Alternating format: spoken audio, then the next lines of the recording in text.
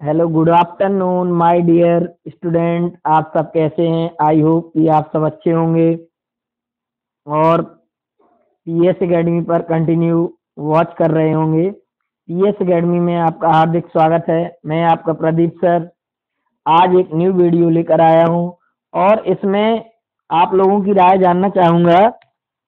इसमें राय ये जानना है कि मैं अभी क्या है, आप सभी लोगों को पता होगा कि 17 मार्च को यूपी पीसीएस का पेपर लगा हुआ है। 17 मार्च 2024 प्री का पेपर है, जिसमें मैं एक सीरीज चलाना चाहूँगा। वो टेस्ट सीरीज है, आप लोगों का अभ्यास होगा। उसमें उत्तर प्रदेश लोक सेवा आयोग यूपी पीसीएस अध्यायवार सॉल्व पेपर, सामान्य अध्ययन यानी जीएस का पेपर रहेगा और सीसेट का पेपर रहेगा, जिसमें जीएस में आपके 30 पेपर रहेंगे। सन 1991 से लेकर पूरा प्री का सन 2021 और उसके बाद 22 और 23 तक कराने की कोशिश की जाएगी और 10 आपको सीसेट कराए जाएंगे। सन 2012 से लेके सन 2021, 22, 23 तक सीसेट आप लोगों को कराए जाएंगे। तो आप लोग वीडियो को कंटिन्यू वॉच करें, इसके मत करें। और ये 150 क्वेश्चन की सीरीज रहेगी, जिसमें पहले क्वेश्चन आप लोगों को पढ़ के बताया जाएगा। उसके बाद आप लोगों को ऑप्शन दिए जाएंगे कि कौन सा ऑप्शन, आप लोगों के सामने 4 ऑप्शन रहेंगे। आप लोग एक कॉपी पेन ले लें और रीडिंग 50 क्वेश्चन तक आप लोग लिख लें। जो भी क्वेश्चन आप लोगों को सही होगा, जैसे आप लोगों ने सपोज दैट 4 ऑप्शन मिले हुए हैं आप लोगों को, आप लोगों ने बी सही किया।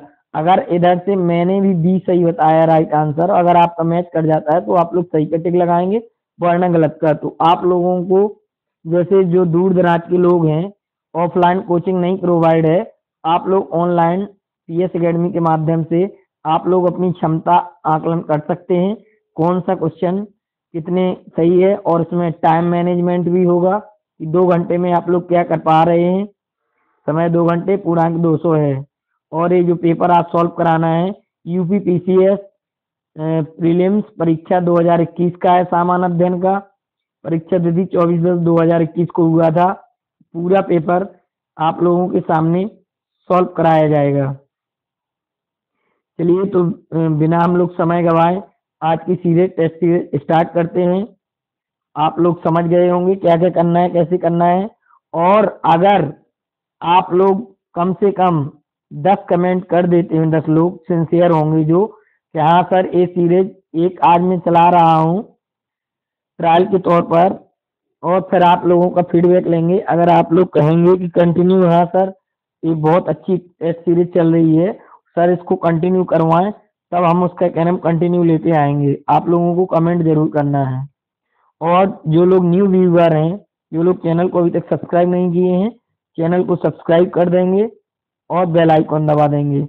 तो अब हम लोग शेयर करते हैं और इसके साथ साथ ऑप्शन सही बताने के साथ साथ आप लोगों को चारों ऑप्शन का डिटेल में समझाने की कोशिश करेंगे कि ये ऑप्शन सही है तो क्यों सही है, ये ऑप्शन सही नहीं है तो क्यों नहीं सही है। पूरी व्याख्या एनालिसिस के माध्यम से आप लोगों को बताई जाएगी। चलिए स्टार्ट करते हैं हम लोग। Countdown start.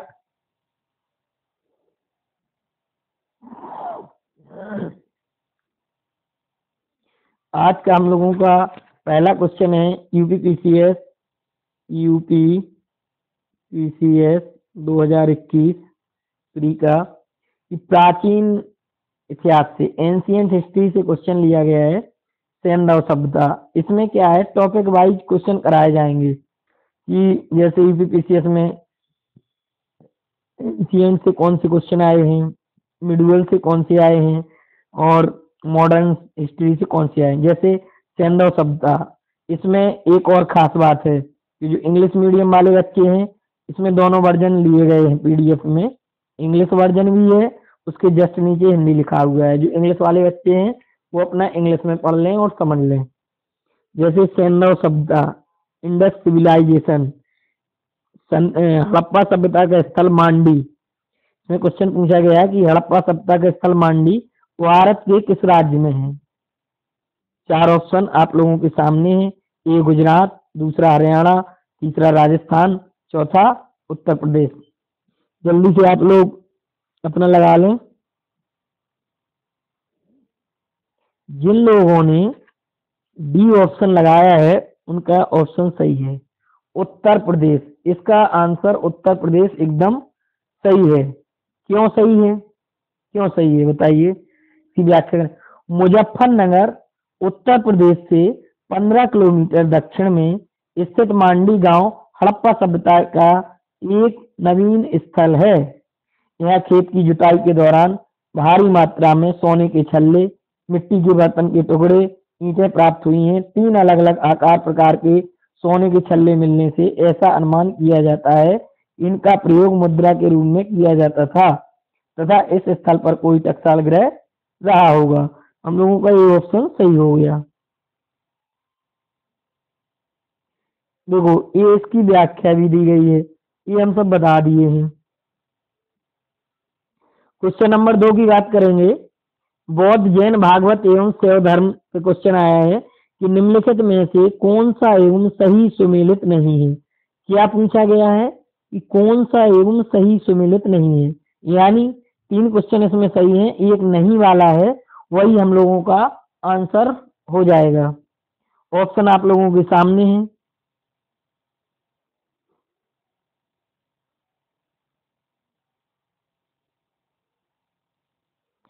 चलिए आप लोग लगा, जैसे पहला देखते हैं कि ऋषभनाथ निर्माण स्थल अष्टपाद, महावीर स्वामी पावापुरी क्या हुआ, बिहार में हुआ। उसके बाद नेमिनाथ ऊर्जा पर्यंत क्या बचा, वासुपूज्य बचा। ये ऑप्शन गलत है, तो यही हम लोगों का आंसर हो जाएगा।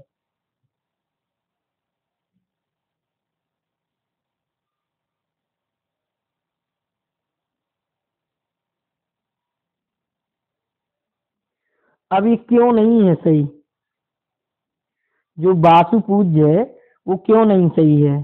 चलिए इसकी व्याख्या में देखेंगे क्यों नहीं सही है। देखो इसमें ये सही मिल गया था, जो वासु पूज्य है, वासु पूज्य क्या है, सम्यक शिखर जैन धर्म तीर्थस्थानी है, झारखंड राज्य में पार्श्वनाथ पहाड़ी पर स्थित है, सिद्ध क्षेत्र कहलाता है, इसलिए ये सही नहीं है इसका आंसर। क्वेश्चन नंबर 8 की बात करेंगे। क्वेश्चन नंबर 3 की बात करेंगे कि 800 ईस्वी से 1200 ईस्वी तक की राजनीतिक सामाजिक स्थिति के बारे में क्वेश्चन है कि सातवाहन शासकों के समय निम्नलिखित कथनों में से कौन सा कथन सत्य है? सातवाहन नरेश प्राकृत भाषा के पोषक थे। सातवाहन काल में कला के लोक पक्ष को अधिक प्रोत्साहन मिला। ये ऑप्शन है आप लोगों के सामने, कौन सा ऑप्शन सही है आप लोगों को बताना है। जिन लोगों ने आंसर बी सही किया है वो उनका सही है, पहला भी आंसर सही है और दूसरा सही है। आइए देखते हैं इसकी व्याख्या कि क्यों सही है। देखो मौर्य काल के पतन के बाद दक्कन में सातवाहनों की सत्ता स्थापित हुई।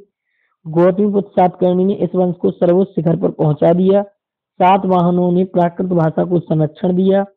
सातवाहन राजा हाल ने प्राकृत भाषा में गाथा सप्तशती की रचना की। सातवाहनों ने स्थापत्य कला, चित्रकला के साथ साथ साथ लोक पक्ष को भी प्रोत्साहन दिया। क्वेश्चन नंबर 4 की बात करेंगे। देखो स्पीड पकड़ना पड़ेगी क्योंकि 150 क्वेश्चन है, टाइम बहुत कम रहता है, जल्दी करना पड़ेगा। निम्नलिखित में से कौन सा एक सही सुमेलित नहीं है? क्या पूछा गया क्वेश्चन में, नहीं जरूर ध्यान दिया करो। एक तरफ शासक दिया है, दूसरी तरफ राज दिया है। ऑप्शन 4 लोगों के आपके सामने है, इसमें ये बताना है कि कौन सा ऑप्शन सही नहीं है। जैसे ऑप्शन ए राणा हमीर, मतलब मेवाड़ राज से बिलोंग करते हैं कि नहीं करते हैं, आप लोगों को बताना है। जो अब चलो हम ऑप्शन आप लोगों को बता देते हैं कि जो राणा हमीर है वो मेवाड़ से बिलोंग करते हैं। राणा चुंडा है, मारवाड़ से बिलोंग करते हैं। मलिक राजी फारखू है, वो खानदेश से बिलोंग करते हैं। जबकि मलिक सरवर ख्वाजा जहां मालवा से बिलोंग नहीं करते हैं, मालवा के अलग शासक हैं। ये ऑप्शन क्या था, गलत था, बट उसमें पूछा गया था कौन सा सुमेलित नहीं है, तो यही ऑप्शन हम लोगों का सही हो जाएगा। इसकी व्याख्या देखेंगे।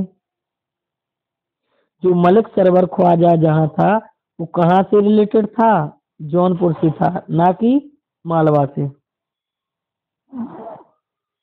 क्वेश्चन नंबर 5 की बात करेंगे कि सूची फर्स्ट को सूची 7 से सम्मिलित कीजिए तथा सूचियों के नीचे दिए गए कूट से सही उत्तर का चयन कीजिए।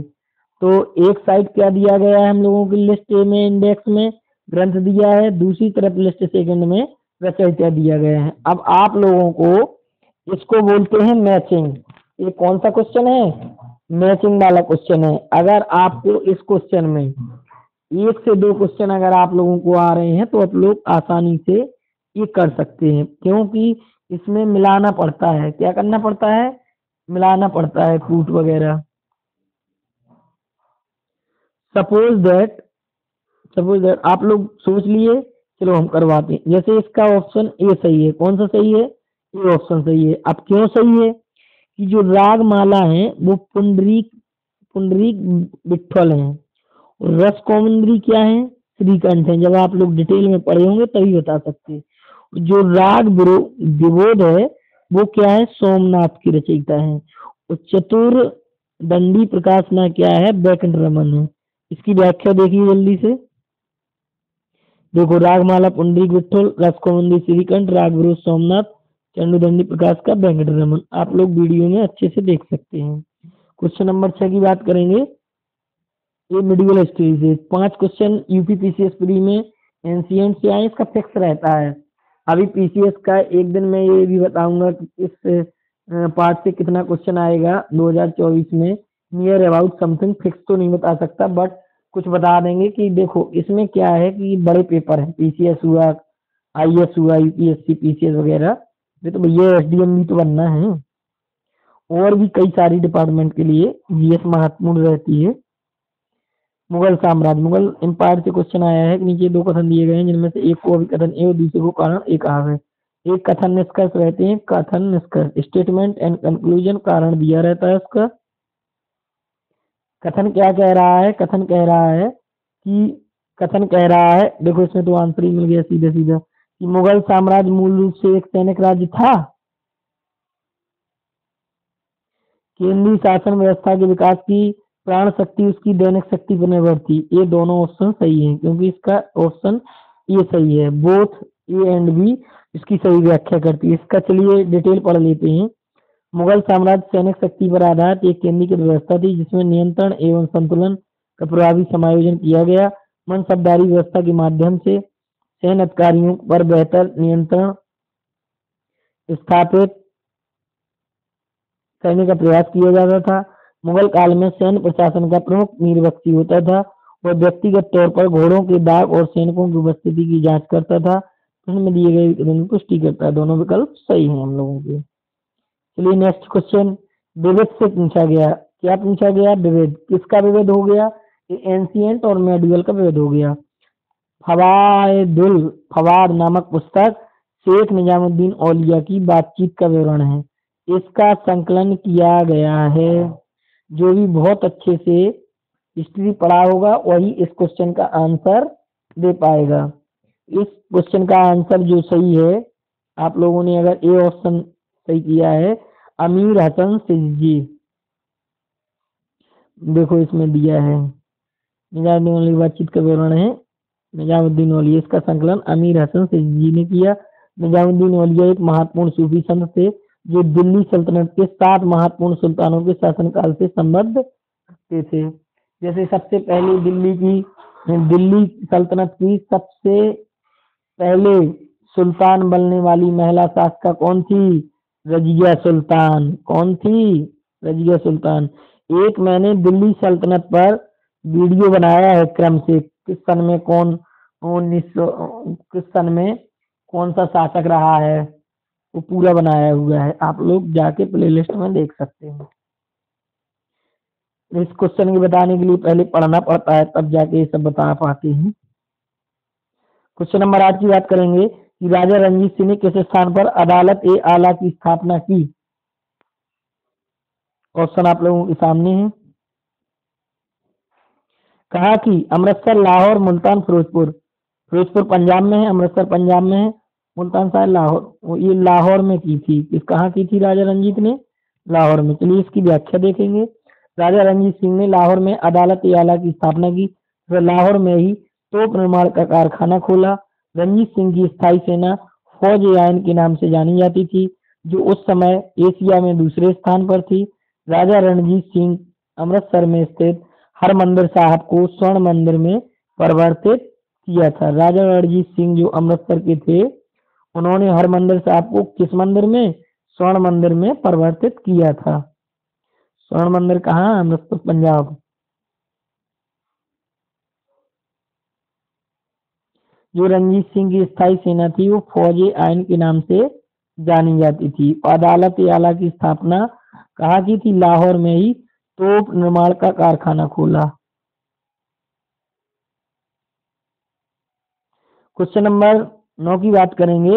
मॉडर्न स्टडी से क्वेश्चन है। सामाजिक सांस्कृतिक जनजागृति, निम्न जाति मजदूर संघ, किसान आंदोलन, इससे इतने क्वेश्चन पूछे जाएंगे। जैसे भारतीय इतिहास के समय में वाय कौम सत्याग्रह। पहले तो आप लोग क्वेश्चन में ये पकड़िएगा हेडिंग, वाय कौम सत्याग्रह के संबंध में निम्नलिखित कथनों पर में से कौन सा से सही है? जैसे ऑप्शन ए, ऑप्शन बी। पहले 1 और 2 क्या दिए गए हैं? कूट दिए गए हैं। अब बताना है कि आपको कौन सा सही है। जैसे ए ऑप्शन है, यह अस्पृश्यता और जातिगत भेदभाव के विरुद्ध एक सत्याग्रह था। महात्मा गांधी ने इस सत्याग्रह में भाग लिया था। अब बताइए वाय कौन सत्याग्रह में भाग लिया था कि नहीं लिया था? आप लोगों को बताना है इसका आंसर कौन सा सही है।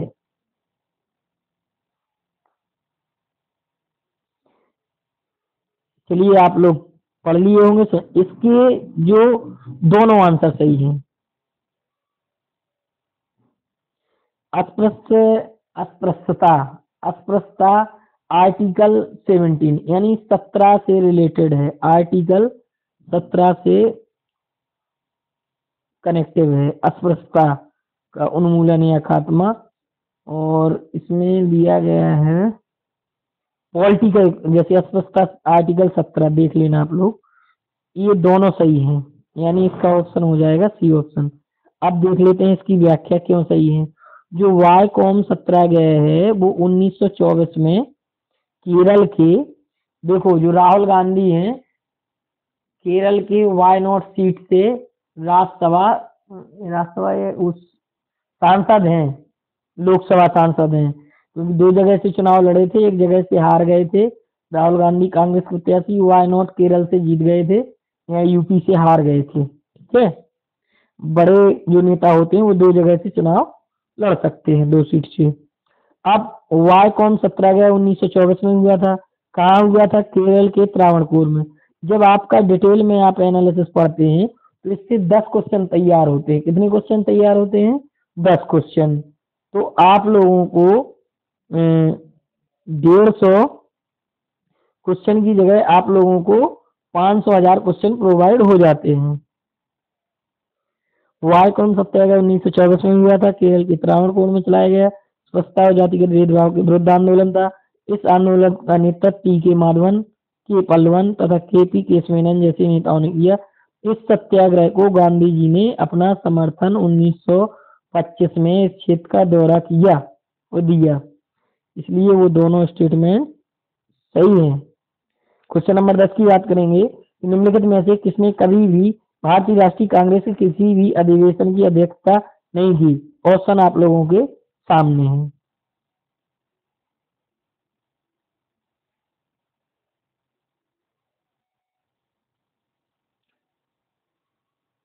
अब इसकी अध्यक्षता किसने नहीं की? इसकी अध्यक्षता बाल गंगाधर तिलक ने कभी नहीं की। किसकी? भारतीय राष्ट्रीय कांग्रेस के अधिवेशनों की। जबकि लाला लाजपत, अब इसकी व्याख्या देखेंगे।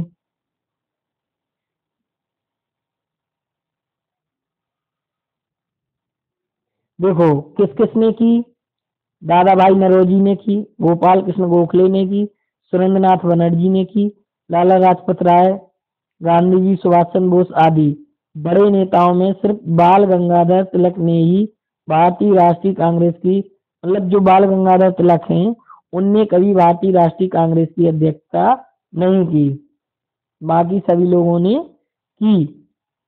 जैसे गांधी जी ने बेलगांव अधिवेशन, सुभाष चंद्र बोस ने की, सुरेंद्रनाथ बनर्जी ने की, दादाभाई नौरोजी ने की, लाला लाजपत राय ने नहीं की।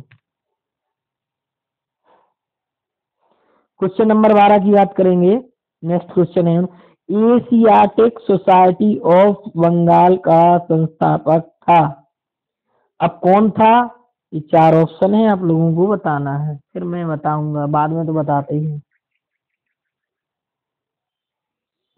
आप लोगों का टाइम खत्म हुआ, जिन्होंने आप ऑप्शन बी लगाया है। अभी पीडीएफ में टाइमर भी चला करेगा 30 सेकंड का, अगर आप 30 सेकंड में अपना सॉल्व कर पाते तो ठीक, नहीं कर पाते तो मेरे को बताना ही है।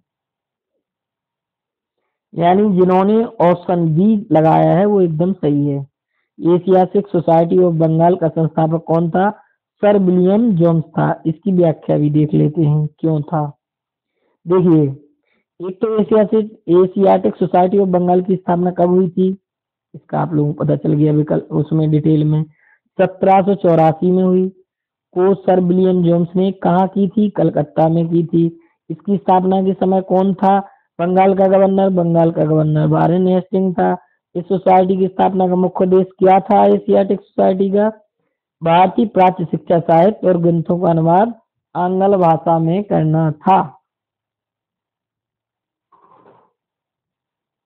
क्वेश्चन नंबर 13 की बात करेंगे कि ब्रिटिश इंडिया के निम्नलिखित में से किस अधिवेशन ने सामूहिक कार के स्थान पर विभाग या विभागीय पद्धति द्वारा वायसराय की कार्यकारी परिषद पर उनके प्राधिकार को और अधिक बल प्रदान किया?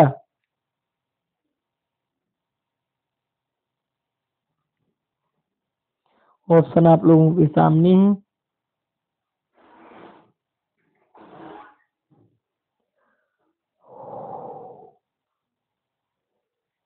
इसका राइट आंसर है भारतीय परिषद अधिनियम 1861।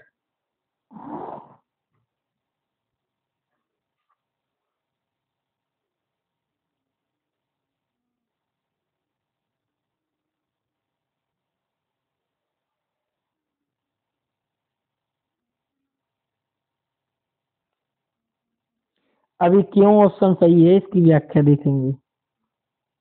ब्रिटिश इंडिया के भारतीय परिषद अधिनियम 1861, ये तो कंफर्म हो गया कि 1861 में सामूहिक कार के स्थान पर विभाग या विभागीय पद्धति द्वारा वायसराय की कार्यकारी परिषद पर उनके प्राधिकार को और अधिक बल प्रदान किया।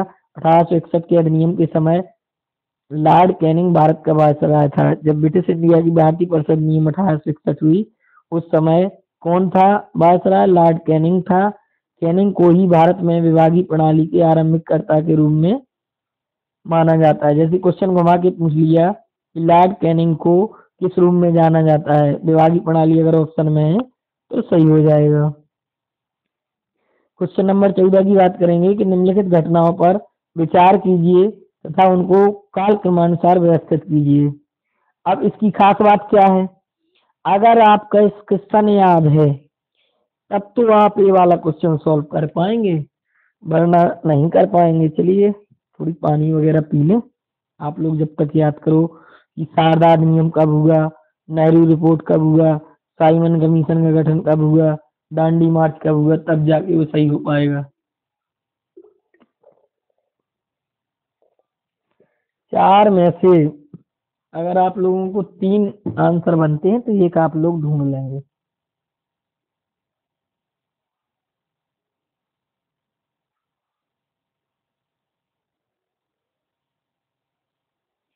चलिए सपोज दैट जैसे दांडी मार्च है तो दांडी मार्च कब हुआ था?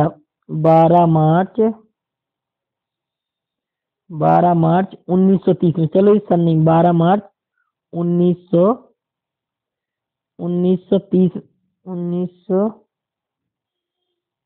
1930 में हुआ था। 12 मार्च 1930 में क्या हुआ था? दांडी मार्च हुआ था। उसके बाद साइमन कमीशन कब भारत आया? साइमन कमीशन भारत आया था 1960 27 में। 27 वाला अभी पहले सन सारे लोगों की देखो। नेहरू रिपोर्ट कब आई थी? अगस्त में 1928 में। 1900 पेन नहीं चल रहा। 1928 में नेहरू रिपोर्ट आई। साइमन कमीशन का गठन कब किया गया? 1929 में किया गया। कब किया गया? 1929 में किया गया। अब चलने लगा था 1929 में। अब हम लोग सीक्वेंस मिलाएंगे जल्दी से। देखो इसमें इसमें पूछा घटनाओं पर विचार की तथा उनको कालक्रमानुसार व्यवस्थित कीजिए। कालक्रमानुसार व्यवस्थित करने का मतलब है कि सबसे पहले क्या हुआ था।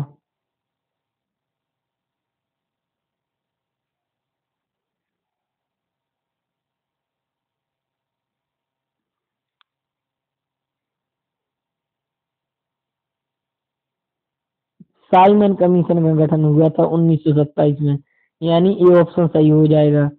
साइमन कमीशन का गठन 1927 में। उसके बाद नेहरू रिपोर्ट 1928 में। उसके बाद दांडी मार्च 1930 में, नहीं सॉरी वो सात अधिनियम। फिर उसके बाद दांडी मार्च। 1 2 3 इधर देखना है। सबसे पहले तीसरा, देखो इधर देखो इसके ऑप्शन मिला लेना। साइमन कमीशन का गठन नवंबर में हुआ था, तो ये सबसे पहले आ जाएगा। उसके बाद नेहरू रिपोर्ट कब आई? अगस्त 1928 में, तो ये इसके बाद लगेगा। सादा अधिनियम कब हुआ था? 28 सितंबर 1929 में, तो ये इसके बाद। दांडी मार्च कब हुआ था? 12 मार्च 1930 में, तो ये सबसे लास्ट में जाएगा। ये आप लोगों को एक कॉपी में लिख लेना है या आप इसका स्क्रीनशॉट ले सकते हैं।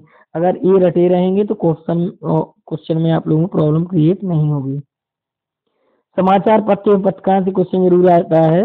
Poverty and British rule in India नामक पुस्तक किस वर्ष प्रकाशित हुई? सबसे पहले तो आप लोगों को ये पता होना चाहिए कि ये किसने लिखी है। ये सबसे पहले आय एवं व्यय की गणना पे आधारित है, इंडियन इकोनॉमी से रिलेटेड है। दादा भाई नौरोजी, इनको ओल्ड मैन कहा जाता है, उन्होंने दी है। अब ये कब दी है? ये दी है 1901 से 1900 एनो डोमनी। इसका डिटेल देखेंगे।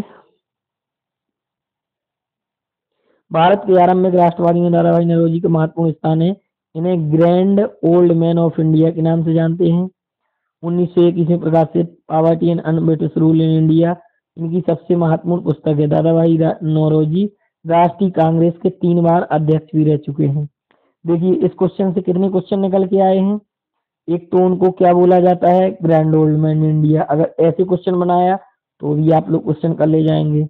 और ये भारतीय राष्ट्रीय कांग्रेस के 3 बार क्या रह चुके हैं? अध्यक्ष रह चुके हैं। एक क्वेश्चन और याद आया, यूपीएससी सन 2013 में आईएएस में पूछा गया था एक बार क्वेश्चन। यूपीएससी सन 2012 आईएएस में क्वेश्चन पूछा गया था कि भारतीय राष्ट्रीय कांग्रेस के पहले मुस्लिम अध्यक्ष कौन थे? बहरुद्दीन तैयब जी थे। और अगर वो पूछा जाए कि महिला कौन थी, उत्तर प्रदेश में बात होगी सरोजिनी नायडू। और सरोजिनी नायडू क्या रही? उत्तर प्रदेश की राज्यपाल रही।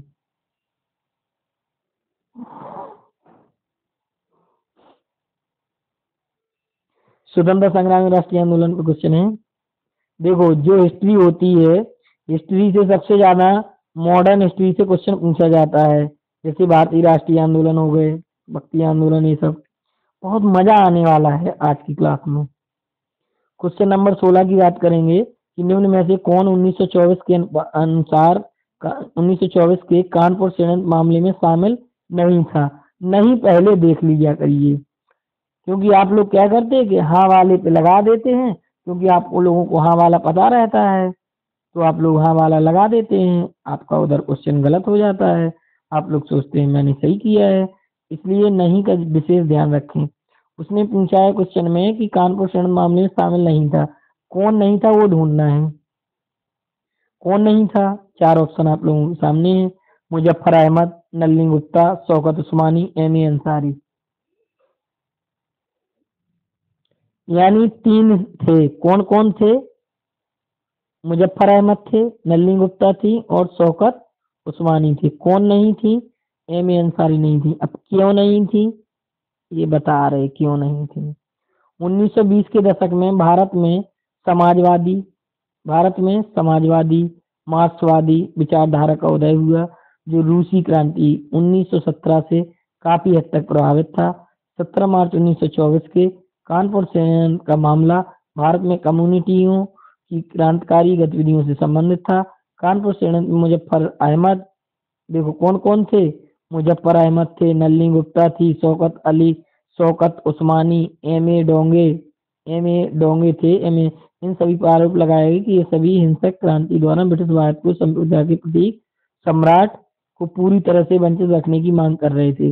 जबकि कौन शामिल नहीं थे? M A Ansari. देखिए इधर पे M A Ansari, S A Donge, कितना सटीक, यानी इतने लोग थे इतने लोग नहीं थे। इस पे डिटेल पे जाना पड़िएगा एनालिसिस पे। क्वेश्चन नंबर 17 की बात करेंगे। उस विदेशी पत्रकार का नाम बताइए जिसने धरसना सॉल्ट वर्क्स पर सत्याग्रह के बारे में समाचार दिए। कौन से पे दिए?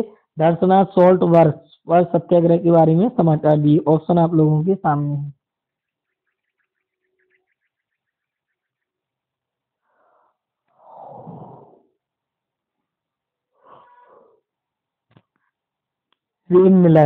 वेब मिलर नाम तो सुना ही होगा। आइए इनके बारे में जानते हैं। वेब मोलर सही है, सी ऑप्शन।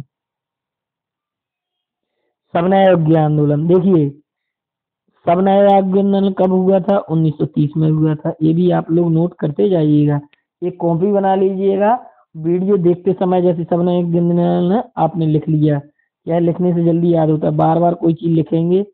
दौरान सरोजनी नायडू, इमाम साहब, मणिलाल के नेतृत्व में 21 मई 1930 को लगभग 25,000 स्वयंसेवकों ने धरसना नामक कारखाना, धरसना क्या था? एक कारखाना था, धावा बोला जहां इन्हें लाठियों से पीटा गया। यह भयावह तस्वीर का उल्लेख अमेरिका के न्यू फ्रीमैन, अमेरिका के कौन से अखबार में? न्यू फ्रीमैन अखबार के पत्रकार बे मिलन ने किया। किसने किया था? बे मिलन ने किया। चलिए नेक्स्ट क्वेश्चन विविध मिसलेनियस से देखेंगे। निम्नलिखित विदेशी यात्रियों को उनके भारत आने के कालक्रमानुसार व्यवस्थित कीजिए।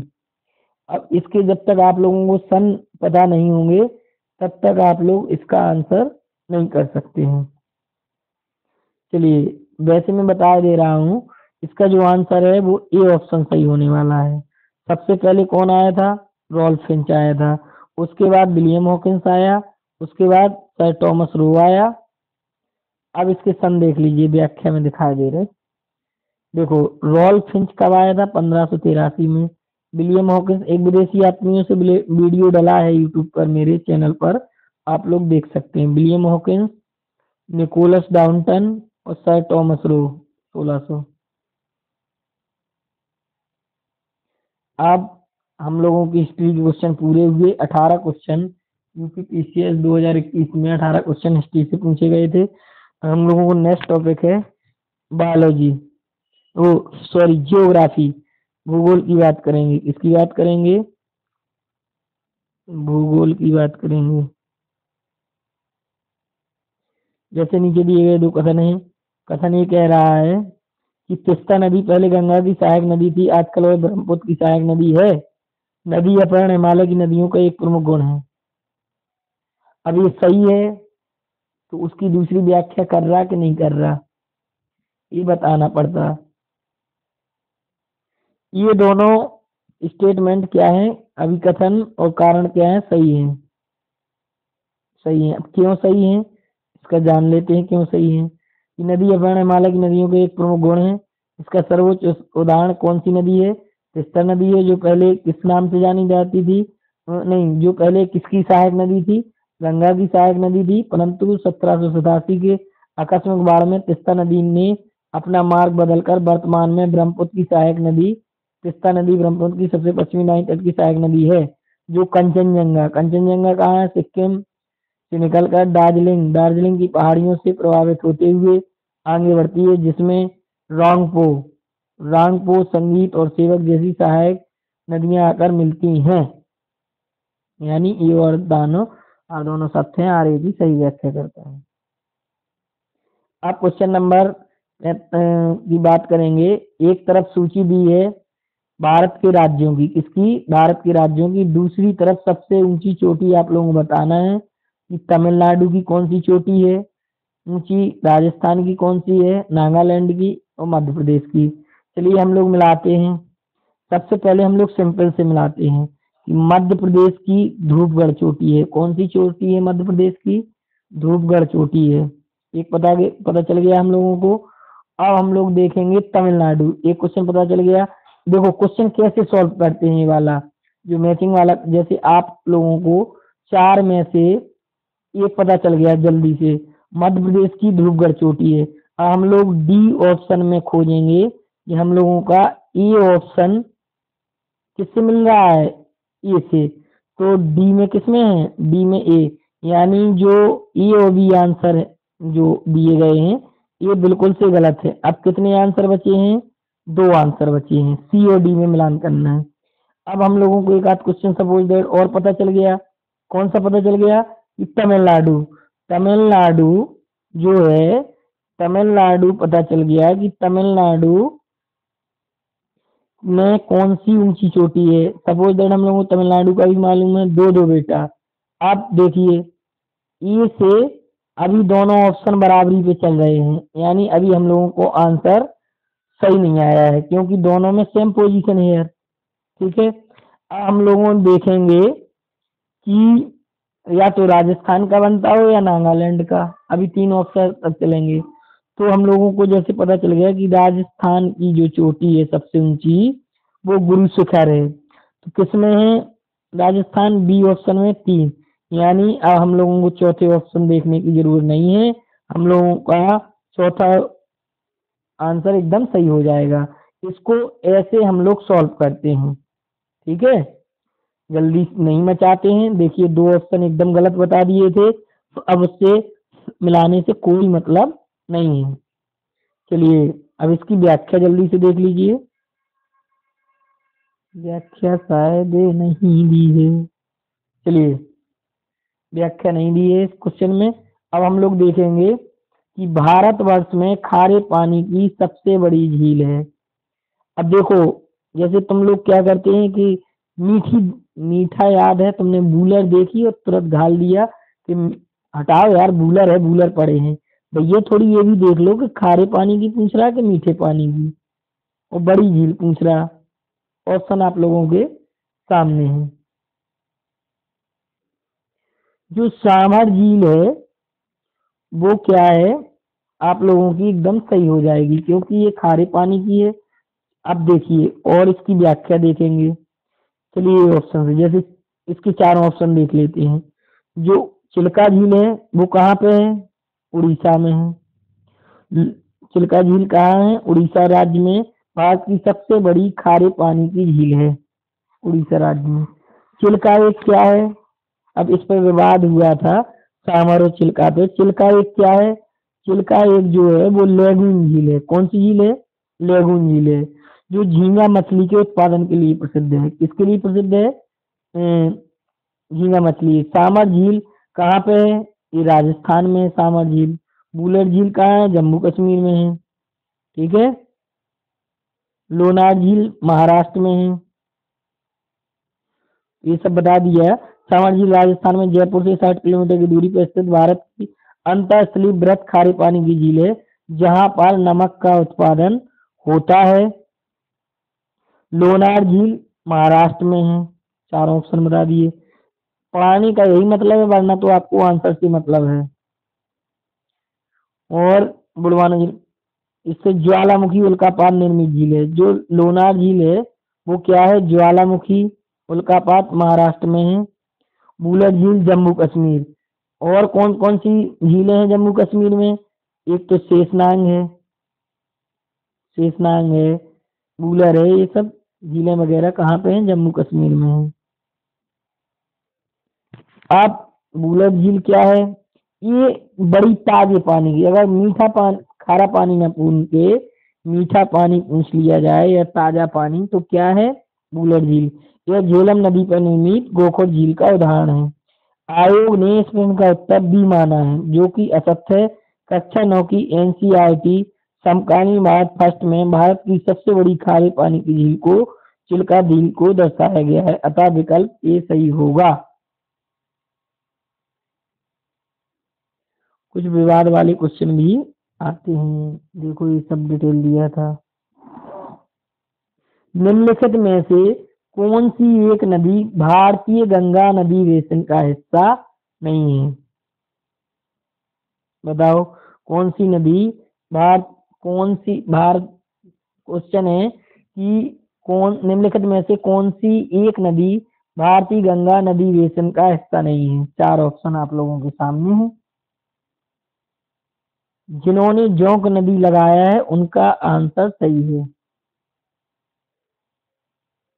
इसका वो नहीं दिया है, चलिए हम बता दे रहे हैं कि वो क्यों सही था।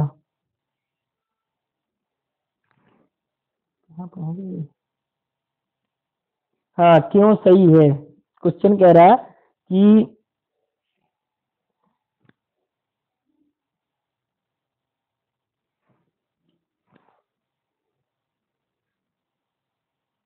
जोंक नदी भारतीय गंगा नदी बेसिन का हिस्सा नहीं है।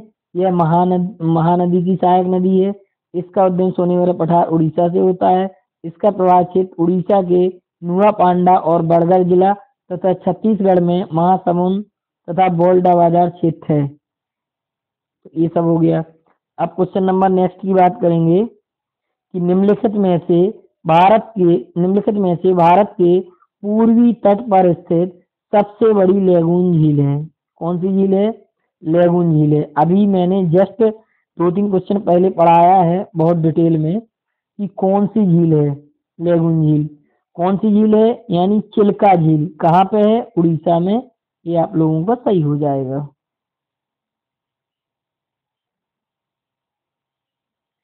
और एक चीज और है इसकी खास बात कि ये कहाँ है कि भारत के पूर्वी तट पर स्थित है। देखो जब नक्शा होता है सबसे ऊपर नक्शा कैसा देखा जाता है? ये हो गया आपका उत्तर यानी नॉर्थ, नीचे साउथ रहता है, ईस्ट पूर्व रहता है, वेस्ट पश्चिम रहता है। और इसी में एक वो डायरेक्शन वाला भी क्वेश्चन आप लोगों का सॉल्व हो जाएगा। उत्तर पूर्व बोलते हैं, दक्षिण पूर्व बोलते हैं, दक्षिण पश्चिम बोलते हैं, उत्तर पश्चिम बोलते हैं। अभी रीजनिंग पढ़ाएंगे तो उसमें ये क्वेश्चन मिलेगा आप लोगों को। तो चिल्का झील क्या है? लैगून झील है। और कहाँ पे है? ये पूर्वी तट पर, यानी उत्तर ये रहेगा यहाँ जम्मू कश्मीर, ये पूर्वी तट इस साइड होगा। क्योंकि जो हम लोगों का नक्शा है भारत का वो 3 ओर से समुद्र से घिरा है ऐसे। इसे 1981 में रामसर स्थलों की सूची में शामिल किया गया था। रामसर यह झील उड़ीसा के 3 जिलों पुरी, खुर्दा और गंजाम जिले में स्थित है। पुलिकट झील, चलिए ऑप्शन पे बात करेंगे। पुलिकट झील कहाँ पे है? पुलिकट झील आंध्र प्रदेश में है। कहाँ पे है? आंध्र प्रदेश में है। तमिलनाडु की सीमा पर स्थित खारे पानी की झील है। अब हम लोग बात करेंगे कि कोलेरू झील कहाँ है। कोलेरू झील का संबंध किससे है? आंध्र प्रदेश से है। और जो किलीवेली झील है वो कहाँ से है? तमिलनाडु से। चारों ऑप्शन मैंने सॉल्व करा दिए। कितनी डिटेल में व्याख्या करा रहे हैं आप लोगों के लिए। क्वेश्चन नंबर 24 की बात करेंगे। निम्नलिखित में कौन सा सही सुमेलन नहीं है? ज्यादातर ऐसे वाले क्वेश्चन में नहीं जरूर होता है। इस प्रैक्टिस सेट से आप लोगों को एक चीज तो कंफर्म हुई कि हम लोग कैसे पढ़ाई करेंगे। निम्नलिखित में से कौन सा सही सुमेलित है? आज हम आप लोगों को पार्ट 1 में 2021 के 50 क्वेश्चन कराएंगे, क्योंकि वीडियो ज्यादा लंबा हो जाता है, कोई मतलब नहीं रहता है। 50 क्वेश्चन आज करा देंगे, उसके बाद फिर सेकंड पार्ट कराएंगे, फिर थर्ड पार्ट कराएंगे। आप लोगों का सॉल्व हो जाएगा, टेंशन ना लें।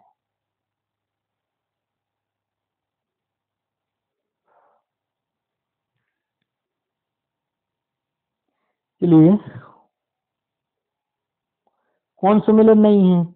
देखो आइए देखते हैं। हुंडरू जलप्रपात स्वर्ण रेखा नदी पर है, सही है बात। उसके बाद सही है। चचाई जलप्रपात बीहड़ नदी पे, सही है। धुआंधार जलप्रपात नर्मदा नदी, कहाँ पे है धुआंधार जलप्रपात? एमपी में है। कहाँ है एमपी? जबलपुर में है। बूढ़ा घाट जलप्रपात कांची नदी पे नहीं है। तो उसमें क्या पूछा? नहीं पूछा, जबकि ये गलत है।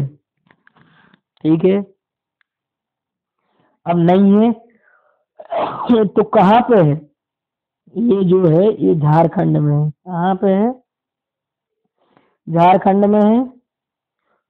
झारखंड का सबसे ऊंचा जलप्रपात है।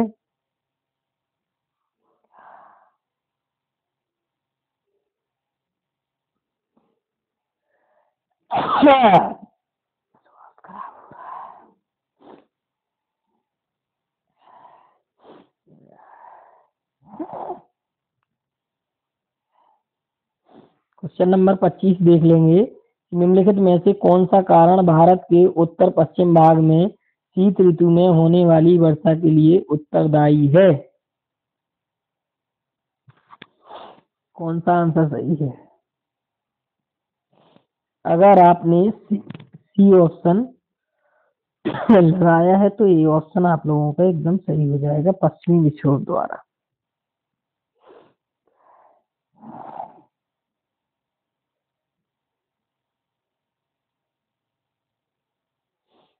क्वेश्चन नंबर 26 देख लेंगे।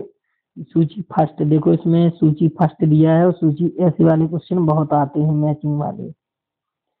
खनिज अन्वेषण अभिकरण और मुख्यालय, आप लोगों को अगर चलिए मिलाते हैं। देखो इसको बताया था कैसे सॉल्व करना है, तेल एवं प्राकृतिक गैस आयोग। अब आप लोगों को कुछ तो पता ही होगा,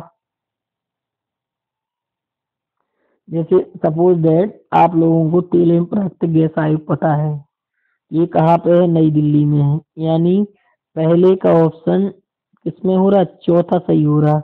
पहले का ऑप्शन चौथा किसमें है? एक ए में है और दूसरा सी में है। दो ऑप्शन तो तुरंत गलत हो गए, यानी बी नहीं हो सकता और सी नहीं हो सकता। अगर एक क्वेश्चन आप लोगों को पता है उसकी कीमत देखिए। अब देखेंगे खनिज अन्वेषण निगम लिमिटेड। अब जो खनिज अन्वेषण निगम लिमिटेड है ये है नागपुर में, तो इसका ऑप्शन हो जाएगा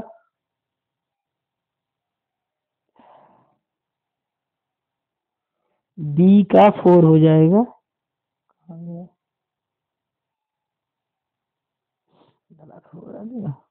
तेल एवं प्राकृतिक गैस आयोग नई दिल्ली में है, ये सही है।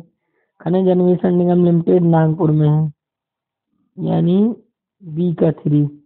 बी का 3 देखो ए वाला ऑप्शन आप लोगों को सही हो जाएगा। कौन सा ऑप्शन सही हो जाएगा? सी ऑप्शन सही हो जाएगा। देखो आगे मिलाने की जरूरत नहीं है क्योंकि 3 और किसी में नहीं है।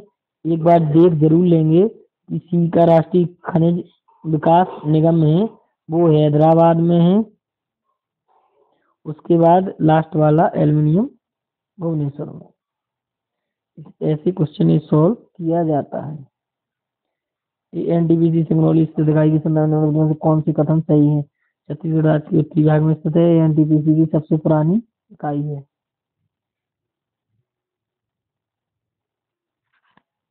इसमें बी वाला सही है, एनटीपीसी के सब कुछ क्वेश्चन ये आ जाते हैं, देख लेना पड़ता है। आप देखेंगे, देखो इंडियन ज्योग्राफी होगी, वर्ल्ड ज्योग्राफी, भारत की भूगोल की बात करेंगे।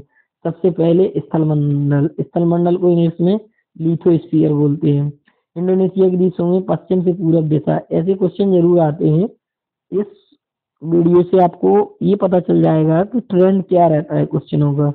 देखो एक क्वेश्चन पश्चिम से पूरब दिशा या पहाड़ियां पूछ ली जाती हैं, उत्तर से दक्षिण क्रम पूछा जाता है, पश्चिम से पूरब पूरब पश्चिम से पूरब दिशा की ओर सही क्रम में निम्नलिखित में से कौन सा है? तो इसको हम लोगों को लगाना पड़ता है कि कौन सा सही है। तो आप लोग बता दे रहे हैं।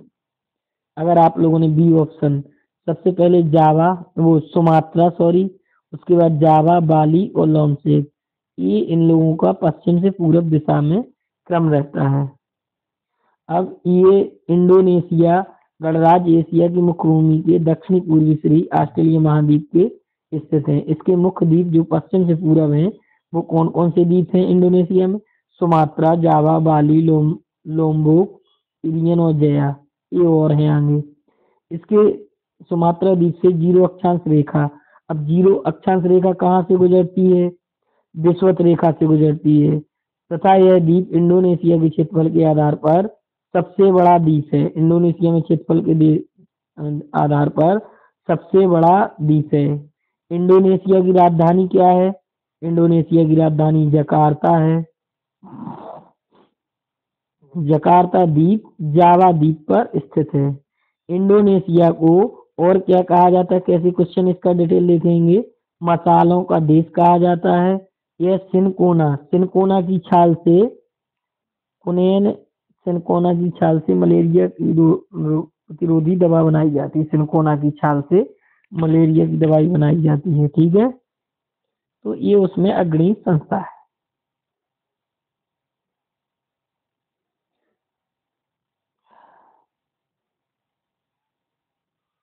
क्वेश्चन नंबर 29 की बात करेंगे। निम्नलिखित में से कौन सा देश काला सागर के तट पर स्थित नहीं है? नहीं बहुत पूछा जाता है क्वेश्चन में। बच्चे क्या करते हैं? काला सागर के तट पर स्थित नहीं है। बच्चों ने पढ़ा कि काला सागर में कौन कौन है, तुरंत एक पता ही चल जाता है, एक आई बन ही जाता है, तुरंत उन्होंने लगा दिया खटाक। तो सीरिया नहीं है। कौन सा देश नहीं है? सीरिया नहीं है।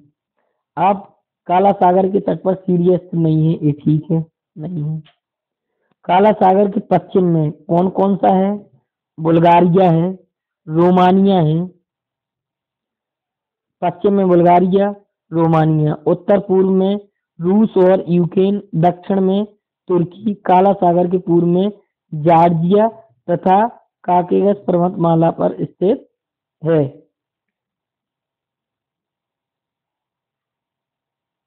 क्वेश्चन नंबर 30 की बात करेंगे कि नोवी और कांतो मैदान निम्नलिखित में से किस देश में स्थित है?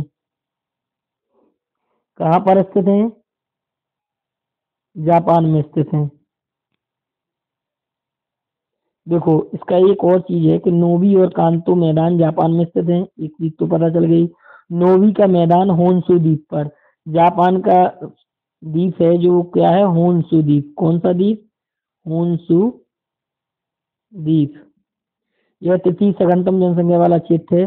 नगोया। नगोया क्या है? देखो उत्तरी कोरिया दक्षिण कोरिया तो एक ही है। नागोया इस प्रदेश का बृहत्तम नगर है। कहाँ का? जापान का। कांतो मैदान होन्शु द्वीप के मध्य में स्थित है। टोक्यो शहर। टोक्यो शहर कहाँ है? जापान का टोक्यो शहर इसी मैदान में स्थित है।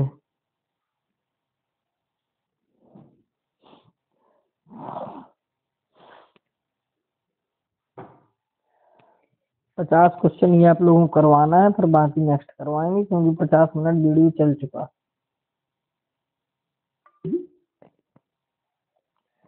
क्वेश्चन नंबर 31 की बात करेंगे कि सूची फर्स्ट और सूची सेकंड को सुमेलित करिए। एक तरफ ज्वालामुखी पर्वत दिए गए हैं, एक तरफ देश दिए गए हैं। ठीक है, तो इसमें दिया गया है कि mount Rainier, mount Etna, mount Paricutin, mount Apo, ये तो हो गए ज्वालामुखी पर्वत। एक तरफ देश दिए गए हैं, इटली, मैक्सिको, फिलीपींस, यूएसए। अब इसमें से कम से कम एक क्वेश्चन तो आप लोगों को आना ही चाहिए, तभी आप लोग ये लगा सकते हैं। जैसे सपोज दैट आपको माउंट एटना का आप लोगों को पता है कि इटली में है। कहाँ पे है? इटली में है। तो बी वाले ऑप्शन में वन, यानी बी वाले ऑप्शन में वन किस किस में है? माना कि बी और सी में से एक सही हो सकता है, ना ए ऑप्शन सही हो सकता है ना डी ऑप्शन। चलिए आप लोग दो में ही चूज कर लें। चलिए अब आगे बढ़ते हैं। अब माउंट रेनर की बात करेंगे। माउंट रेनर जो है वो कहाँ पे है? संयुक्त राज्य अमेरिका। संयुक्त राज्य अमेरिका को क्या बोलते हैं? USA, short United state America. संयुक्त राज्य माउंट रेनर यूएस में। अब एक का फोर किस में है? बी ऑप्शन में। अब आप लोगों का यही बी ऑप्शन सही होगा, आगे मिलाएं अन्यथा ना मिलाएं। क्यों? क्योंकि अगर दो चीज आप लोगों को कंफर्म पता है कि माउंट एटना इटली में है और माउंट रेनर यूएसए में है, कोई माई का लाल नहीं है जो क्वेश्चन गलत कर दे। क्यों? जब दो पता है, दो हम लोगों को मिल गए, बाकी सीरीज नहीं मिल रही है। अब आप लोगों को आगे अब मिल जाएगा। इसी ऑप्शन में मैक्सिको में माउंट पेरिकुटीन कहाँ है? मैक्सिको में है। कहाँ पे है? मैक्सिको में। माउंट एपो जो बचा है वो फिलीपींस लगा दिए। फिलीपींस की राजधानी मनीला है। क्वेश्चन नंबर 32 की बात करेंगे कि सोकोत्रा द्वीप के संदर्भ में से कौन सा कथन सही है। ओमान का एक द्वीप है, पढ़ लीजिए आप लोग। इसका जो सही है आंसर वो दूसरा वाला सही है। 2008 में यूनेस्को द्वारा विश्व प्राकृतिक विरासत स्थल, मतलब जो सोकोत्रा द्वीप है उसको यूनेस्को ने विश्व विरासत हेरिटेज में विरासत में शामिल कर लिया है। 2 ऑप्शन सही है। देखो जो क्वेश्चन अच्छे होते हैं उसमें ज्यादा टाइम देते हैं, जो क्वेश्चन ऐसे रहते हैं उसमें ज्यादा टाइम नहीं देते हैं पढ़ाने में। निम्नलिखित में से कौन सा द्वीप कैरिबियन सागर में अवस्थित नहीं है। देखो फिर से नहीं पूछ लिया।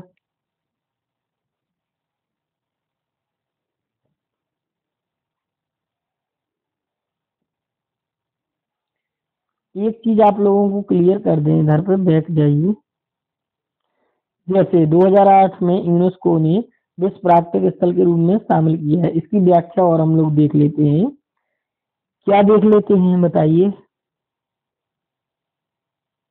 एक तो सोकोत्रा द्वीप अरब सागर में अदन की खाड़ी के पास स्थित, ओमान की खाड़ी में ना होके अदन की खाड़ी में स्थित यमन का एक द्वीप है। ओमान का ना होके यमन का एक द्वीप है। यह जीव विविधता की दृष्टि से बहुत समृद्ध है। ठीक है, इसे 2008 में यूनेस्को द्वारा विश्व प्राकृतिक स्थल में नामित किया था। यूनेस्को की स्थापना वर्ष कब हुई थी। अब यूनेस्को यूनेस्को इसका फुल फॉर्म भी होता है। यूनेस्को की स्थापना कब हुई थी। 1945 में हुई थी। कब हुई थी। 1945 में हुई थी। इसका मुख्यालय यूनेस्को कहाँ है। पेरिस में है। और क्या देखना है कि वर्तमान में यूनेस्को विश्व विरासत सूची में भारत के कितने स्थल हैं। 40 हैं। लेटेस्ट और आ जाएगा तो हो जाएगा, जिनमें 32 तो है सांस्कृतिक, 7 है प्राकृतिक, 1 मिश्रित स्थल शामिल हैं। तो 32, 7, 39 और 1 40।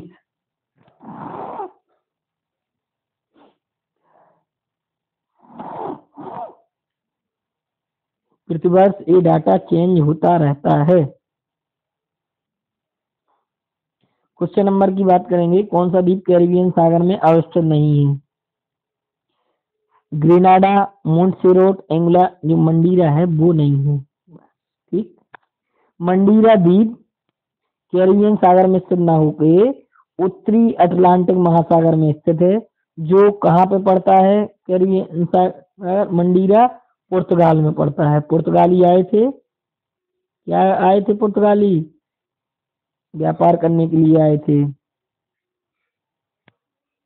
पुर्तगाल की मुद्रा क्या है, यूरो है। यहाँ की मुख्य आर्थिक गतिविधि कृषि पर आधारित है। इसके अतिरिक्त मत्स्य पालन काष्ठ ये सब करते हैं। Question next. जलमंडल, जलमंडल को इंग्लिश में हाइड्रोस्फीयर बोलते हैं। बायोलॉजी वालों का क्वेश्चन नहीं हुआ, वो पेपर नहीं हुआ है अभी 12th क्लास का। उसमें एक हाइड्रोपोनिक्स शब्द आएगा। क्या आएगा, हाइड्रोपोनिक्स, यानी मृदा रहित जल संवर्धन, मतलब बिना मिट्टी के पौधों को पानी में उगाने को मृदा रहित यानी हाइड्रोपोनिक्स खेती कहते हैं। आएगा तो एक क्वेश्चन आप लोगों को बन जाएगा। जलमंडल इसमें दिया है, इसलिए देखेंगे। इसका आंसर सही है। कौन सा आंसर सही है, पहले ही मेकोंग का उद्गम तिब्बत के पठार से, ऑप्शन सही है। बी ऑप्शन गलत है। देखो अब मेकोंग क्या है, मेकोंग क्या है, दक्षिण पूर्वी एशिया की सबसे बड़ी नदी मेकोंग है। इसे दक्षिण पूर्वी एशिया का डैन्यूब, दक्षिण पूर्वी एशिया की गंगा। मेकोंग नदी का उद्गम तिब्बत की पठार से होता है। यहाँ से आगे बढ़कर म्यांमार, लाओस, थाईलैंड लाओस एवं कम्बोडिया लाओस की मध्य सीमा बनती है। इसकी सहायक नदी मीनाम के साथ, मीनाम मेकोंग डेल्टा वियतनाम में है। वियतनाम की राजधानी हनोई है।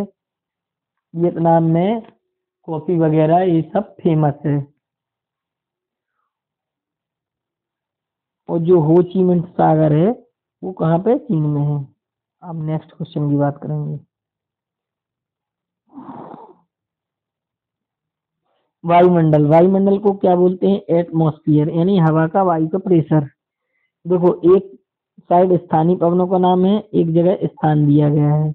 अब इसमें पूछा है कि कौन नहीं है, मतलब 3 सही होंगी, एक हम लोगों को जो गलत है वो हम लोगों को बताना है कि कौन। अब देखो लेवेस स्पेन में है, सही बात है। उसके बाद ब्रिकफील्डर ऑस्ट्रेलिया में है, सही है ऑप्शन। ब्लैक रोलर उत्तरी अमेरिका में है, सही है। जो शामल है वो कहाँ पे है? ऑस्ट्रेलिया में नहीं है। कहाँ पे किंग नहीं पूछा है, यानी ऑस्ट्रेलिया में नहीं है। अब जब ऑस्ट्रेलिया में नहीं है शामिल, तो कहाँ पर है?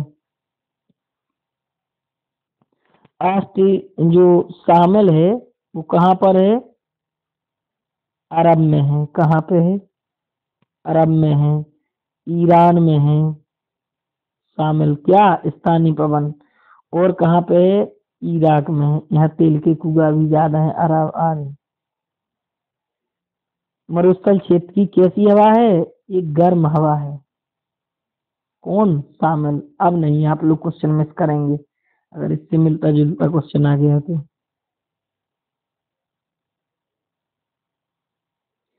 अब आर्थिक भूगोल, इकोनॉमिक जियोग्राफी। एक अनावृत बीजी ऊर्जा का स्रोत है, किसका स्रोत है? अनावृत बीजी ऊर्जा। अनावृत बीजी क्या कहलाते हैं, इसको भी बता रहे, पहले देख लीजिए। सॉरी, अनावृत बीजी नहीं लिखा है, वहां पे लिखा है अनविनीकृत ऊर्जा का स्रोत है। कौन? अनविनीकृत ऊर्जा का स्रोत है, यानी नॉन रिन्यूएबल एनर्जी सोर्स। अगर यहाँ पे नवीनीकृत होता तो क्या आ जाता सही? नवीनीकृत क्या है? सौर ऊर्जा से हम लोग कंटिन्यू ऊर्जा प्राप्त कर सकते हैं, कई बार कर सकते हैं। ऐसी वायु में पवन चक्की लगा के, बायोगैस से भी हम लोग निरंतर। बट पेट्रोलियम क्या है? अनविनीकृत ऊर्जा है। क्यों? जब पेट्रोलियम की कुआ खाली हो गया, खत्म हो गया तो खत्म हो गया, जब तक चल रहा पेट्रोल, बात खत्म। इसलिए ये शब्द पे बहुत गौर करना है। अनविनीकृत, क्या? अनविनीकृत। इंग्लिश भी देख लेना, इसका नॉन लगा होगा।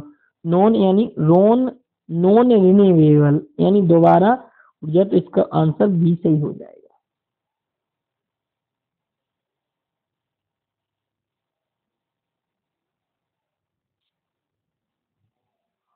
और इसके साथ साथ क्या है पेट्रोलियम के अलावा? कोयला है। कोयली तेल शोधनशाला कहाँ पे है? गुजरात में, कोयली। और प्राकृतिक गैस यानी एलपीजी या वो सीएनजी वगैरह, कंप्रेस्ड नेचुरल गैस यानी प्राकृतिक गैस। नवीकरणीय ऊर्जा संसाधन वे संसाधन हैं जो कभी खत्म नहीं होते हैं, ठीक है, जो पर्यावरण प्रदूषण से मुक्त एवं अक्षय होते हैं। नवीनकरण ऊर्जा के स्रोत हैं, कौन कौन से हैं? देखो, सौर ऊर्जा है, नवीनीकृत की बात हो रही। पवन ऊर्जा, उसको वायु ऊर्जा भी बोलते हैं। भूतापीय ऊर्जा और बायोगैस या बायोमास। क्वेश्चन नंबर 37 की बात करेंगे। निम्नलिखित में से कौन सा एक कोको का प्रमुख उत्पादक देश नहीं है? क्या पूछा है? नहीं पूछा है, यानी लातवानिया जो नहीं है, कैमरून है, घाना है, आइवरी कोस्ट है। कोको के प्रमुख उत्पादक देश कौन है? आइवरी कोस्ट, घाना और कैमरून। और कौन कौन से हैं? नाइजीरिया है इसके साथ साथ, इंडोनेशिया भी है। उष्णकटिबंधीय वर्षणों में ककाओ नामक वृक्ष उगते हैं, जिनके फलों के बीजों को कोको कहते हैं। कौन कौन उष्णकटिबंधीय वनों में कौन से फल नामक वृक्ष उगते हैं? ककाओ। कौन से उगते हैं? ककाओ वृक्ष उगते हैं, जिनके फलों के बीजों को कोको कहते हैं। इसके वृक्ष का मूल स्थान लैटिन अमेरिका है। उष्णकटिबंधीय भाग है। कोको दो प्रकार के होते हैं, एक क्रिंडलो दक्षिण अफ्रीका और फॉरेस्टो अफ्रीका। लातविनिया की प्रमुख फसल राई की है। जो लातविनिया है किसकी फसल है? राई की है, राई यानी सरसों। क्वेश्चन नंबर 39 की बात करेंगे। जनसंख्या या नगरीय, पॉपुलेशन एंड अर्बनाइजेशन, इसकी एक बुक आती है परीक्षा वाणी की, बहुत ही अच्छी। ये भी इधर से भी बहुत क्वेश्चन आते हैं परीक्षा में, ये खास करके यूपीएससी में। 39 क्वेश्चन की बात करेंगे कि जनगणना 2011 के अनुसार, अनुमानों के अनुसार भारत में निम्नलिखित में से कौन सा सर्वाधिक जनसंख्या वाला राज्य है?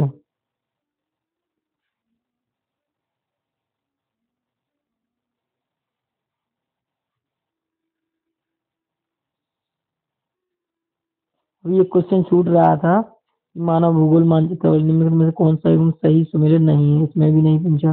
देखो, ये स्थान दिए गए हैं, ये जनजाति दी गई है। अब आप लोगों को बताना है कि कौन सा स्थान नहीं है।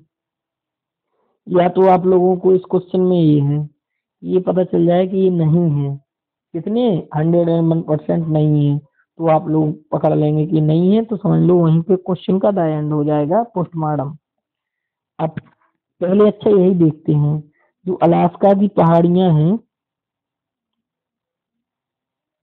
वो कोरियाक में, अलास्का की स्थान है उसमें कोरियाक जनजाति नहीं रहती है, यानी ये नहीं है। बोर्नियो पुनान जनजाति रहती है अरब स्थल में। एक और है, अरब की एक जनजाति बद्दू भी है, रोवाला भी है, स्वीडन और फिनलैंड की लेफ्ट है।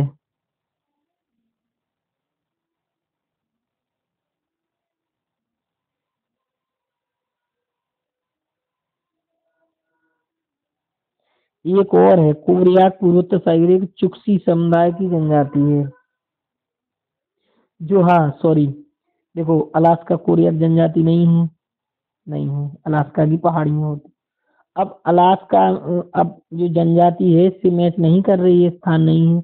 जो कोरियाक जनजाति के स्थान है, इसका जो आंसर होगा कौन सा होगा, पूर्वोत्तर साइबेरिया की चुक्सी समुदाय की जनजाति। कौन सी समुदाय की जनजाति है, चुक्सी, चुक्ची समुदाय की जनजाति है।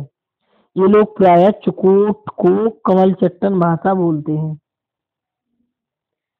अब क्वेश्चन नंबर 39 की बात करेंगे कि जनगणना 2011 के अनुमानों के अनुसार भारत में निम्न में से कौन सा सर्वाधिक जनसंख्या वाला राज्य है। अरे यार ये कोई बताने वाली बात थोड़ी है, जल्दी से मारो। उत्तर प्रदेश, यहीं पे है भैया, 19 करोड़। 11 के अंतिम आंकड़ों के अनुसार 16-17 करोड़। सबसे पहले जनसंख्या सबसे ज्यादा किसकी है, उत्तर प्रदेश की है। फिर दूसरे नंबर महाराष्ट्र, तीसरे बिहार, चौथे पश्चिम बंगाल, पांचवें पे आंध्र प्रदेश। जनसंख्या की दृष्टि से, ना कि घनत्व की से पूछा। निम्न में से किस स्थान पर भारत में प्रथम नगर निगम स्थापित किया गया था। कोलकाता, मद्रास, बॉम्बे, दिल्ली। मद्रास में किया गया था। कब किया गया था, 1600 ईस्वी में। 1600 ईस्वी में किया गया था। चार्टर नियम के दिन प्राप्त अधिकारों के अंतर्गत एक चार्टर जारी कर जनप्रतिनिधि शासन की स्थापना के लिए, एक न्यायिक पद्धति के विकास और करारोपण के लिए 29 सितंबर 1688 ईस्वी को मद्रास में भारत के प्रथम नगर निगम की स्थापना हुई।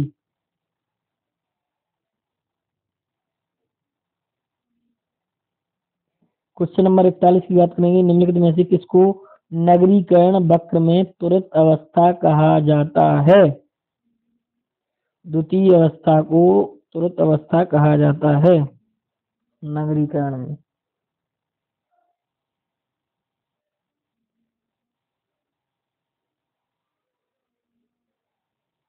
क्वेश्चन नंबर 42 की बात करेंगे कि जन्म दर के संदर्भ में निम्नलिखित कथनों में से कौन सा सही है। नगरीकरण जन्म दर को कम करने में सहायक है। ऊंची साक्षरता दर का निम्न जन्म दर से सीधा संबंध है, तो इसका दोनों आंसर सही हो जाएंगे। नगरीकरण बढ़ने के साथ, नगरीकरण बढ़ने के साथ आवास की व्यवस्था, बच्चों की शिक्षा। नगरीकरण क्या है, नगरीकरण को इंग्लिश में क्या बोलते हैं, अर्बेनाइजेशन बोलते हैं। नगरीकरण जब होगा तो क्या क्या होगा, आवास की सुविधा होगी, बोलते नहीं भैया नगर का विकास हो रहा है। बच्चों की शिक्षा होगी, स्वास्थ्य होगा। सुविधा की लगातार महंगे होने के कारण लोग छोटा परिवार रखने को बाध्य होते हैं। शिक्षा के माध्यम से लोगों में जागरूकता पैदा होती है, जिससे सामाजिक धार्मिक अवरोध दूर होने के साथ ही परिवार नियोजन की अच्छाई को समझने में मदद मिलती है। अतः नगरीकरण और ऊंची साक्षरता दर जन्म दर को कम करने में सहायक है। मतलब जब आप लोगों की ऊंची साक्षरता दर होगी तो आप लोग समझदार होंगे, कम बच्चे करेंगे। इसका सीधा संबंध किससे है, जन्म दर से है। क्योंकि बच्चों को पढ़ाना लिखना, समझदार होंगे तो जितने बच्चों को पढ़ा सकें सब, तो जन्म दर क्या हो जाएगी, बर्थ रेट कम हो जाएगी। Very good.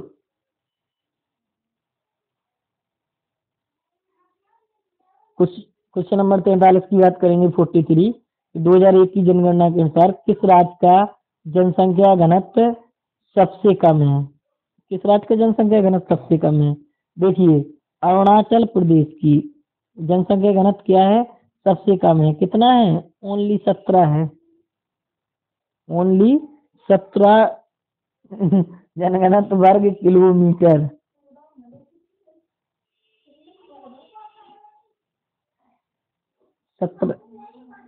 17 अरुणाचल प्रदेश का कितना है? 17 है।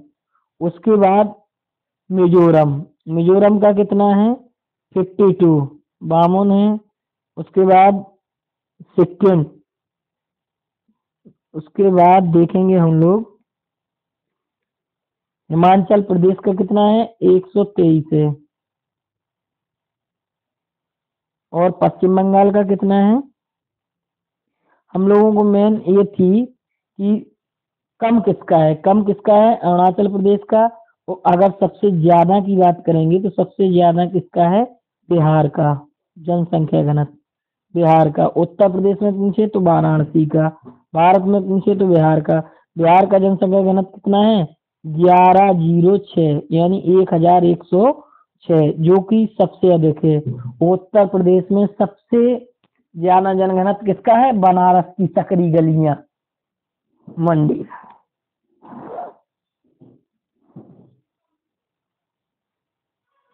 भारतीय संविधान एवं राज्य व्यवस्था। नेक्स्ट टॉपिक है भारतीय संविधान एवं राज्य व्यवस्था। इसका क्वेश्चन है कि निम्नलिखित में से कौन सा शब्द भारतीय संविधान की प्रस्तावना में उल्लेखित नहीं है? ऑप्शन आप लोगों के सामने है, 4 ऑप्शन। ऑप्शन ए संप्रभुता, ऑप्शन बी लोकतंत्रात्मक, ऑप्शन सी पंथनिरपेक्ष, ऑप्शन डी फेडरल। अब बताना है आपको कि भारतीय संविधान की जो प्रस्तावना दी गई है कि हम भारत के लोग संपूर्णता संपन्न लोक गणतात्मक पंथनिरपेक्ष राज्य की कल्पना करते हैं, इसमें कौन सा नहीं है? देखो, संघी नहीं है, बाकी 3 ऑप्शन ही है। इसका आंसर क्या हो जाएगा? डी संघी।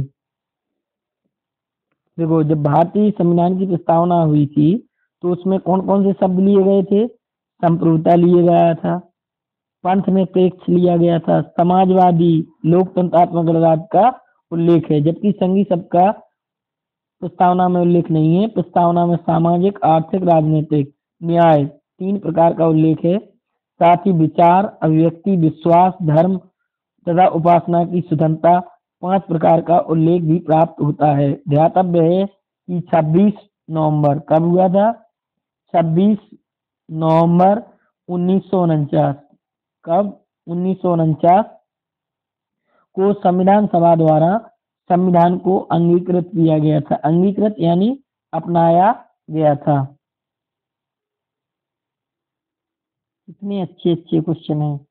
क्वेश्चन नंबर 45 की बात करेंगे। निम्नलिखित राज्यों के गठन पर विचार कीजिए तथा इन्हें कालक्रमानुसार व्यवस्थित कीजिए। इन सब के लिए बेस्ट होता है कि जो सन आजकल अभी समीक्षा अधिकारी में भी देख लीजिए, पिछली 2017 का पेपर उठा के देख लीजिए, इसे सन ज्यादा पूछा जा रहा है। सन कैसे याद होगा? बार बार लिखने के अनुसार रिवाइज होगा। आज मैंने बहुत शानदार तरीके से आप लोगों की क्लास कराई है। अगर आप लोग कमेंट कराएंगे तभी नेक्स्ट क्लास चलेगी, वरना हमारा भी पीसीएस वाला पेपर है, हमें भी पढ़ना है। और आप लोग वीडियो तो आते रहेंगे।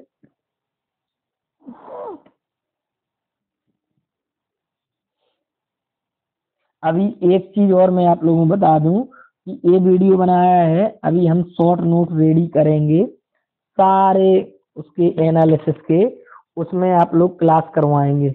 मोस्ट इम्पोर्टेंट हो सकता है लाइव करवा दें, तो आप लोग भी जुड़ते जाइएगा, हम अपना कंट्रोल करते जाएंगे, देखते लिखते जाएंगे।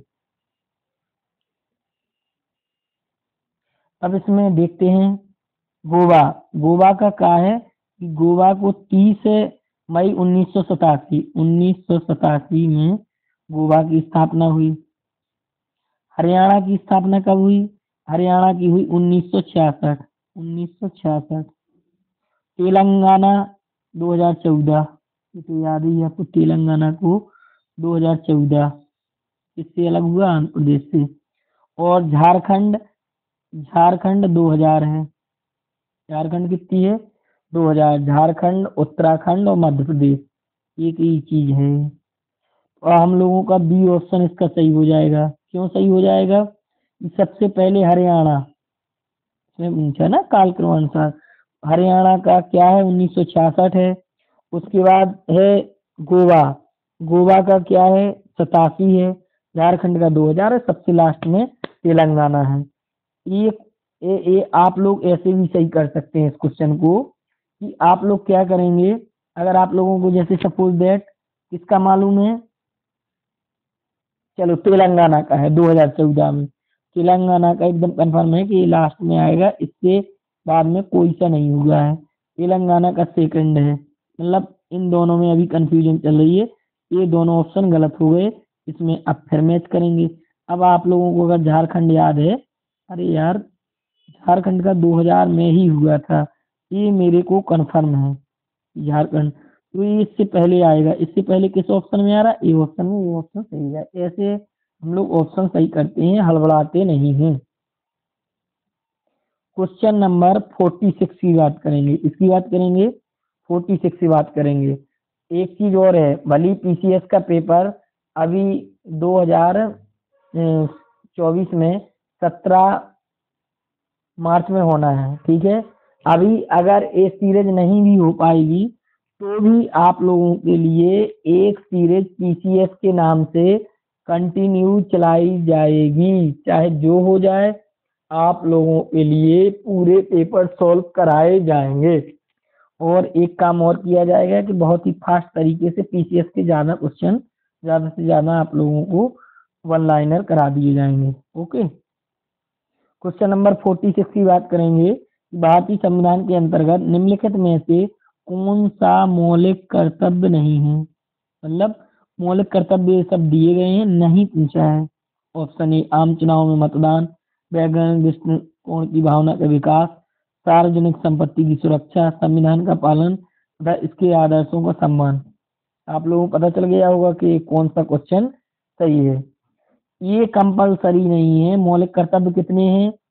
11 है। इसके पहले कौन कितने थे? 10 थे। 11वां संविधान संशोधन पूछा जाता है, किससे रिलेटेड है? शिक्षा से रिलेटेड है। 21A में संविधान संशोधन में मौलिक कर्तव्य बनाया गया है, ठीक है। उस संपत्ति को हटा के एक विधिक अधिकार बना दिया गया है मौलिक मौलिक अधिकार की जगह। तो मौलिक कर्तव्य कितने हैं? 11 हैं। एक 6 से 14 वर्ष में शिक्षा दी जाती है, ये वाला क्वेश्चन आता है, इसलिए हमने यहाँ पे आपको बता दिया है। देखो, आम चुनाव में मतदान ये कंपलसरी नहीं है कि आप वोट करें ही, मौलिक अधिकार है, आप लोगों को करना पड़ेगा। आपकी इच्छा, आप करें वोटिंग या ना करें, बट कर दें तो ज्यादा अच्छा है। चुनाव आयोग आपसे ये अपील करता है। वैज्ञानिक दृष्टिकोण की भावना का विकास करना जरूरी है। सार्वजनिक संपत्ति की सुरक्षा करना, ये नहीं कि ताजमहल है या कोई स्टेशन है, आप गए तोड़ने फोड़ने लगे तो डंडा बरसेंगे, ऐसे कैसे तोड़ोगे? उसकी सुरक्षा करना है। संविधान का पालन करना है और इसके आदर्शों का सम्मान करना है। कोर्ट कचहरी पालन करना है। 73, जल्दी से क्वेश्चन होने, 3 क्वेश्चन और बचे हैं। 47, निम्नलिखित में से किस व्यक्ति ने मूल अधिकारों को हमारे लोगों के लिए एक प्रतिज्ञा सभ्य विश्व के साथ किया गया समझौता कहा था? किसने कहा था? ये कहा था डॉक्टर एस राधाकृष्णन ने कहा था।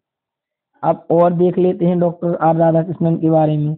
मूल अधिकारों को हमारी भावना के साथ किया गया वादा तथा सभ्य विश्व के साथ की गई संधि कहा था। स्वाभाविक ही था कि उन्हें राज्य के लिए अर्थात कार्यपालिका विधायिका के लिए बाध्यकारी बना दिया गया। डॉक्टर भीमराव अंबेडकर ने मूल अधिकारों से संबंधित भाग 3 को सर्वाधिक आलोचित भाग कहा है। किसको कहा है? मूल अधिकारों को। भारतीय संविधान में मूल अधिकार, भारतीय संविधान में जो मूल अधिकार हैं, मूल अधिकार, मूल अधिकार कितने हैं? 7 के 6। किस भाग में है? भाग 3 में है। कौन से भाग में है? भाग 3 में है। आर्टिकल, आर्टिकल यानी अनुच्छेद 12 से 35 तक के लेकर कितने हैं? मूल अधिकार हैं। इसका याद है तो बहुत सही है, सफिशियंट है।